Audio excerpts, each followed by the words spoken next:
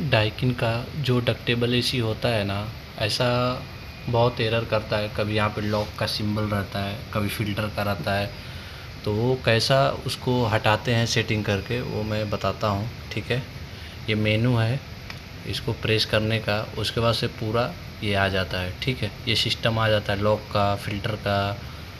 तो ये वाला जो है ना, इसको राइट में आने का, उसके बाद फिर राइट में फ़िल्टर का एरर था तो ये बीच वाला प्रेस करके ओके कर देने का, ठीक है।